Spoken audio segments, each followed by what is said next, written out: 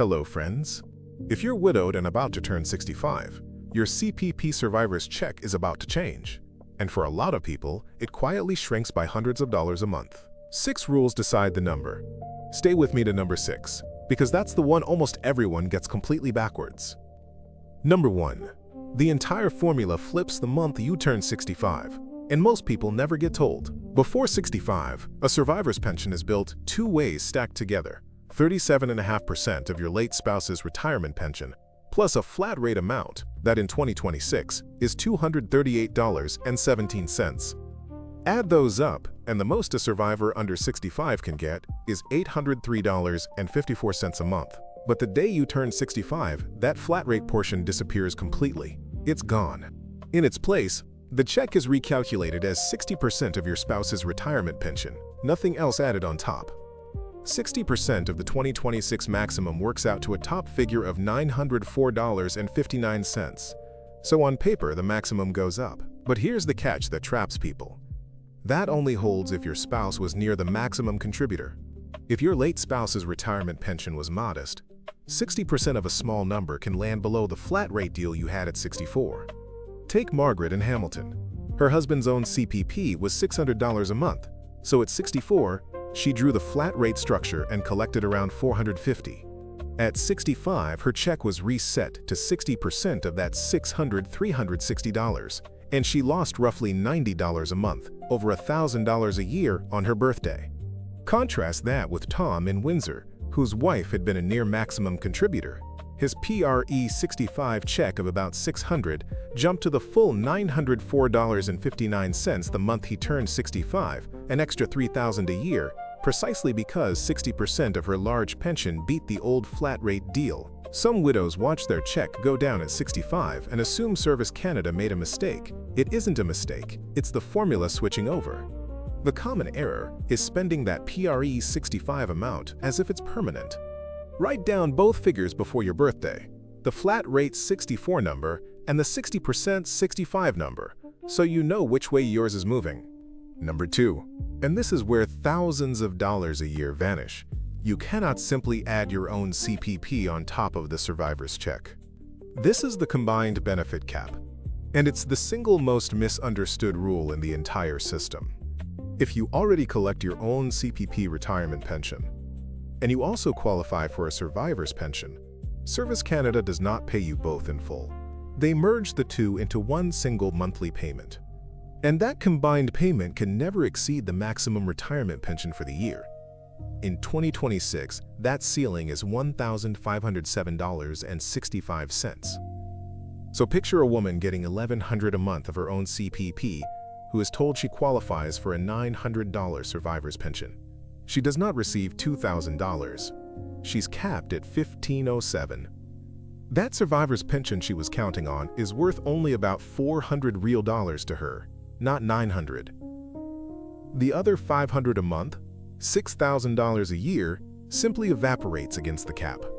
Consider Susan, who budgeted for $2,000 a month after her husband died and signed a lease on that number.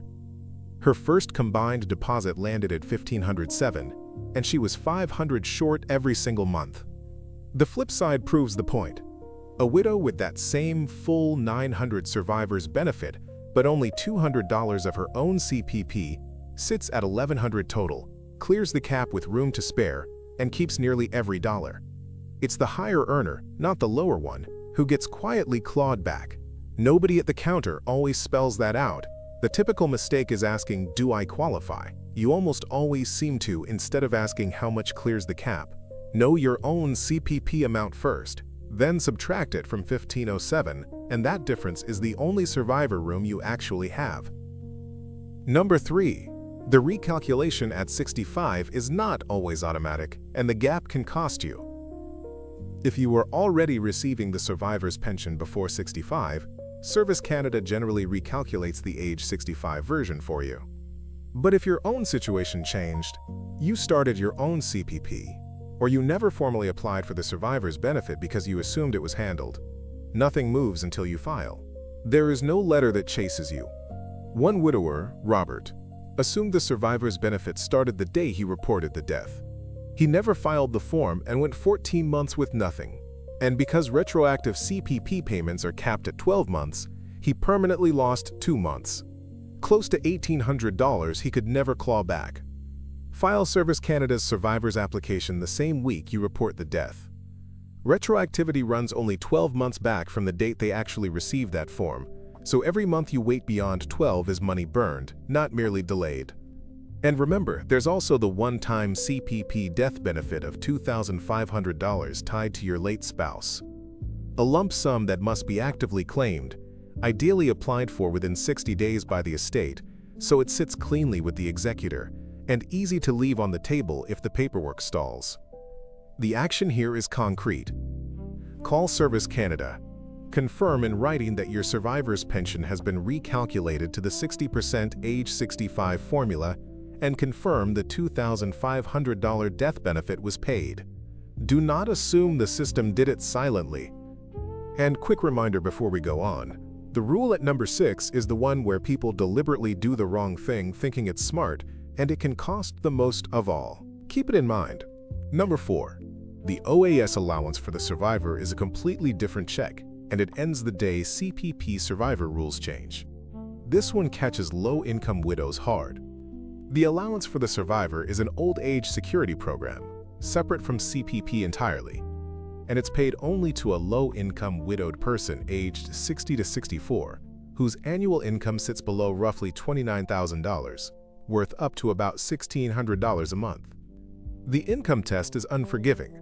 Cross that $29,000 line by even a few $100s, and the allowance can collapse towards zero, which is why cashing out an RRSP in your early 60s can accidentally wipe out an entire year of it. The month you turn 65, it stops permanently. It doesn't roll over into your CPP survivor's pension. It's replaced by your own old age security pension, which at 65 tops out near $713 a month. And if your income is low, the guaranteed income supplement on top. The danger is the transition gap. If you don't have your OAS application in on time, you can go a month or more with the allowance switched off and nothing switched on. Elaine let it slide 2 months past her birthday and lost about $1,400 in OAS and GIS. She was fully entitled to gone because nothing was in the queue. Apply for OAS 6 months before your 65th birthday, and if your income is modest, file for GIS in the same envelope so the new checks start the exact month the old one ends. Number 5. Your own CPP timing and any work income interact with all of this. If you're still working past 60 while collecting, or you're weighing when to start your own retirement pension, that decision now sits underneath the survivor cap. Every dollar you add to your own CPP eats into the room left for the survivor's portion, because the two together can't cross that 1507 ceiling. Say you're at $1,300 of your own CPP, and you take a part-time job that, through the post-retirement benefit, lifts your own pension by $40 a month. That 40 doesn't stack. It pushes you toward the cap and shaves 40 off the survivor side. So you worked for nothing extra. That post-retirement benefit maxes out near $47 a month in 2026 for a full year of pensionable earnings. And for a capped survivor, that whole amount gets subtracted from the other pocket. You paid a full year of CPP contributions just to move money from one hand to the other. Grace learned this the hard way. She delayed nothing, but a raise in her own CPP quietly ate $200 of survivor benefit over a year while her total deposit never budged. It means a choice that looks purely personal, when do I take my own pension, is actually a joint calculation with your survivor's benefit. Run the two numbers as one number, not separately, or you'll optimize one check while quietly capping the other. Number 6, and this is the one most people get backwards. The instinct is, I'll delay my own CPP to 70 to grow it as large as possible. Then I'll have my big pension plus the survivor's check. It sounds obviously smart. It's often wrong. Because of the combined cap, once your own retirement pension climbs near the maximum, there is almost no room left for the survivor's pension to add anything. You can defer for years, boost your own CPP by 42%.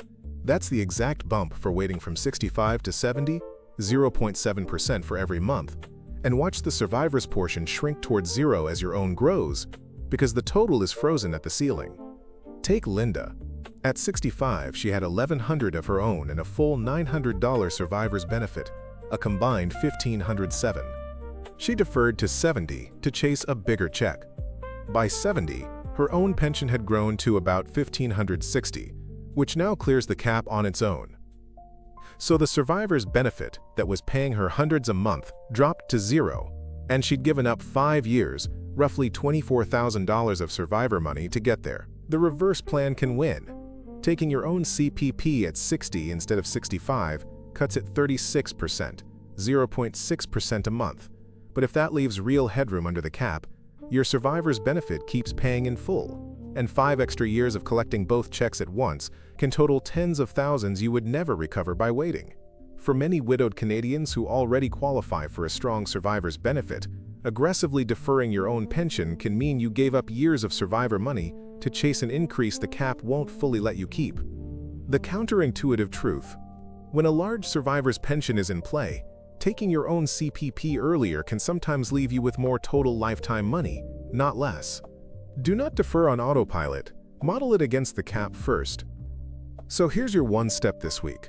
Before your 65th birthday, write down 3 numbers: your own CPP amount, 60% of your late spouse's retirement pension, and the combined cap of $1,507.65.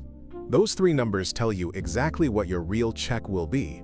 If this helps you or someone you love, subscribe and share it with a widowed friend. Because the ones who check in time keep the money, and the ones who don't find out after it's gone.